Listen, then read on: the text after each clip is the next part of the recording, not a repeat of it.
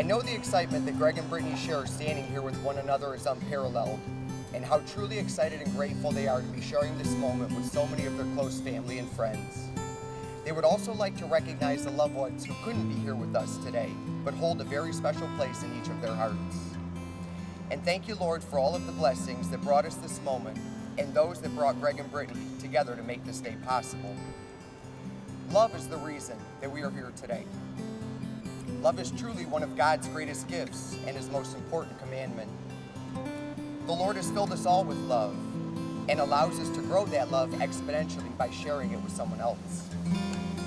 And so by giving selflessly to one another, we make ourselves stronger and our lives that much richer. And sometimes love shows up in unexpected places.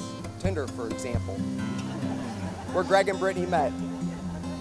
Some of you may know the story, but for those of you that don't, while cleaning up his Tinder account, Greg accidentally deleted his conversation between he and Brittaney and thought all was lost.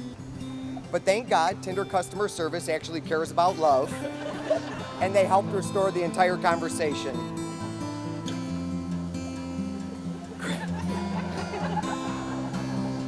It was when Greg and Brittaney had first started dating, and Greg used to do what we called it was it Thursdays with Jim, with our brother-in-law Jim. They do a bunch of drinking, and Brittaney was able to join for one of these, and Jim said, look, you can ask me anything. What do you want to know about Greg? And Brittaney said, she just cut right through it and said, why is he still single? And Jim is a smooth talker, if you don't know Jim, and he gave some very smooth answers. But Greg I talked to Greg the next day, and he said, how would you have answered that if you were there?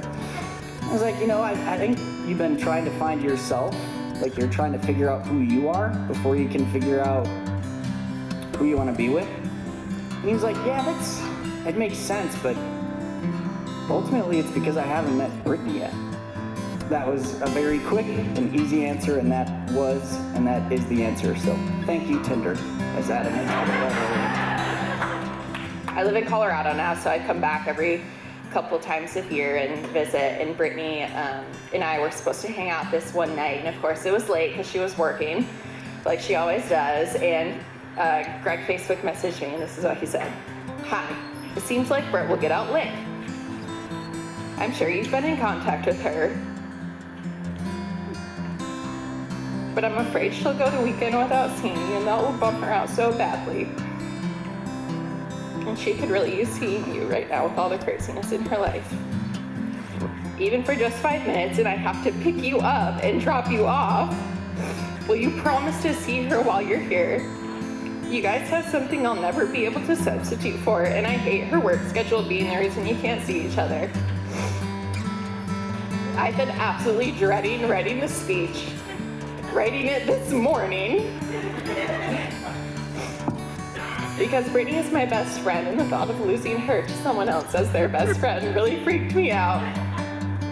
But I really see it as I'm not losing my best friend, I'm just gaining one more. And so to that, everyone please raise your glass as we toast Brittaney and Greg. Brittaney and Greg, please look each other in the eyes. I love you both so much right now, and I want you to know that you are now looking at the person in this world statistically most likely to murder you. So cheers to Brittaney and Greg.